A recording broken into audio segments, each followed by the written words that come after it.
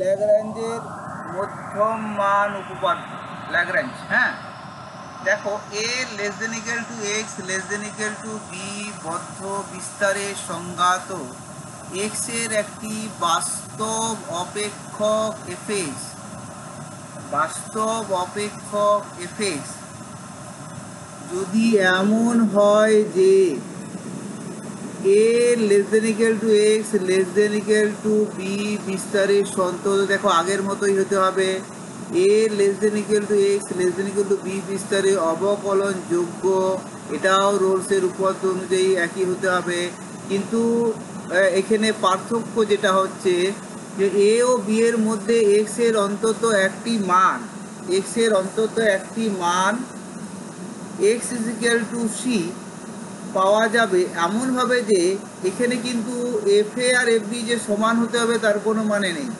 তাহলে f B minus F A by B minus a সমান f dash C হবে। তাহলে ওখানে কি ছিল, ওখানে সঙ্গে এখানে এই জায়গাটা একটু পার্থক্য। দেখো এই দ্রষ্টব্যগুলো ভালো করে পড়বে বইয়ের প্রত্যেকটা। এখানে কি লেখা আছে, ধরি বি মাইনাস এ সমান এইচ, তাহলে বি সমান কত, এ প্লাস এইচ। তাহলে এখন দেখো a less than c less than b y c is equal to A plus theta, অর্থাৎ দেখো ইন্টু বি মাইনাস এ, আমরা বি মাইনাস এ কে যদি আমরা এইচ ধরি তা C is equal to A plus theta H হবে, তাই তো, এ প্লাস থিটা এইচ। যেখানে থিটাটা হচ্ছে 0 থেকে 1 এর মধ্যবর্তী, থিটাটা হচ্ছে 0 থেকে 1 এর মধ্যবর্তী।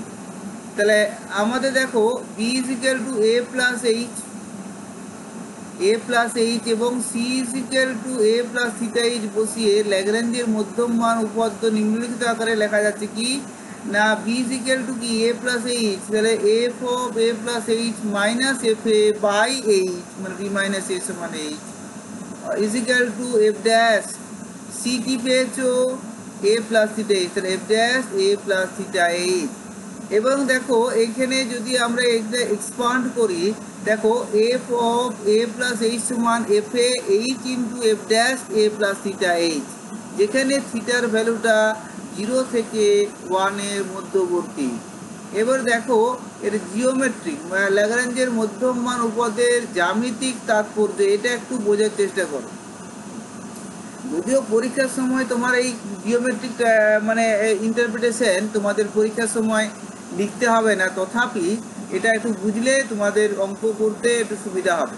দেখো a c b, a c b দ্বারা a less than x less than equal to এই যে বি বিস্তারে, হ্যাঁ বি বিস্তারে, তাহলে a less than x less than b বিস্তারের সংজ্ঞাত ওয়াই ইজ ইকুয়াল টু, দাঁড়াও পেনটা হচ্ছে না, হ্যাঁ y is equal to f x বাস্তব অপেক্ষকের লেখ সূচিত হয় এবং লেখের উপর তিনটি বিন্দু, দেখো এ সি এবং বি, এ সি এবং বি এর ভুজ যথাক্রমে দেখো এ সি বি এমন হয়েছে ল্যাগ্রাঞ্জের মধ্যম মান উপপাদ্যের শর্ত, অর্থাৎ F B minus F A, দেখো এফ বি এটা তো বি পয়েন্টে, দেখো F B minus F A সমান B minus A into F dash C, এবং যেখানে সি হচ্ছে C in between A and B শর্ত সিদ্ধ হয়। এবার জিওমেট্রিটা দেখো ভালো করে, দেখো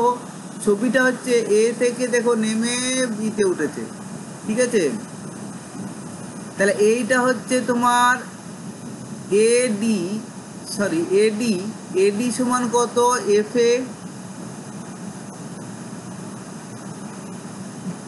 বিই সমান এই বিই সমান কত হবে এফ বি, ঠিক আছে। তাহলে এবারে দেখো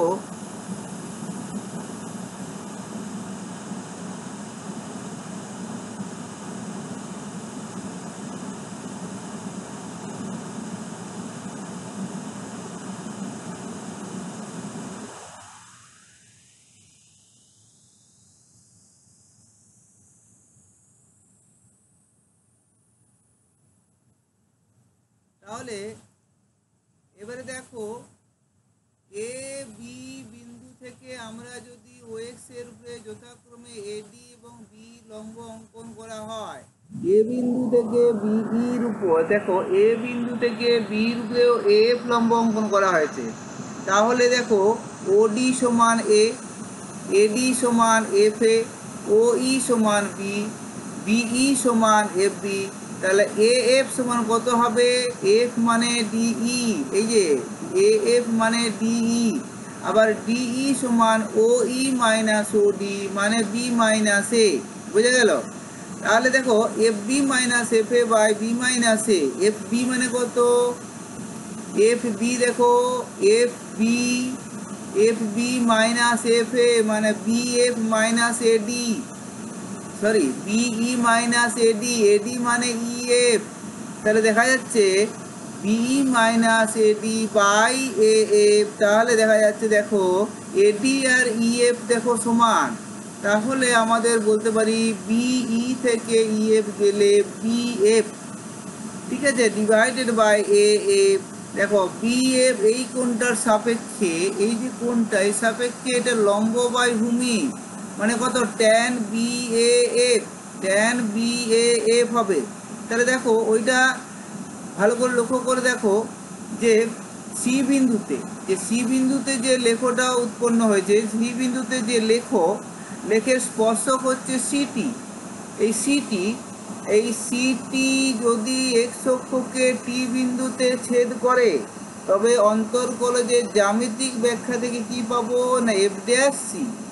এফ ড্যাশ সি মানেই হলো tan c t x, tan c t x. ল্যাগ্রেঞ্জের উপপাদ্যের শর্ত হলো f B minus F A by B minus a সমান এফ ড্যাশ সি। তাহলে দেখো tan B a e f, b A f সমান ট্যান সি টি এক্স। তাহলে দেখো এই দুটো কোণ সমান হয়ে গেল, তাই তো? তো যদি সমান হয়ে যায় তাহলে এ বি যা, দেখো এ বি যে, এই এ বি যেটা এ বি যে সিটি স্পর্শকের সমান্তরাল। সুতরাং যে ল্যাগ্রেঞ্জের মধ্যমান উপপাদ্যের নিম্নলিখিত জ্যামিতিক তাৎপর্য পাওয়া যায়। যদি এফএক্স অপেক্ষকের লেখ এসিবি একটি সন্তত বক্র হয় যার প্রত্যেক বিন্দুতে স্পর্শক আছে, তবে এ ও বি বিন্দু দুটির মধ্যে অন্তত একটি বিন্দু পাওয়া যাবে যেখানে অঙ্কিত বক্রের স্পর্শক, তাহলে আমরা এ বি এর সমান্তরাল হবে। তাহলে আমরা এ থেকে বি এর এই বক্ররেখার উপরে অন্তত পক্ষে একটা বিন্দু আমরা সি পেলাম, যেখানে আমি একটা স্পর্শক অঙ্কন করতে পারবো যেটা হচ্ছে এ বি এর সমান্তরাল হবে। এটাই তার জ্যামিতিক তাৎপর্য। ঠিক আছে, এবারে অঙ্ক করলে আমরা আরো পরিষ্কার হব। ঠিক আছে, তাহলে আমরা উদাহরণে কয়েকটা অঙ্ক একটু দেখে নিই, তারপরে আমরা যাব।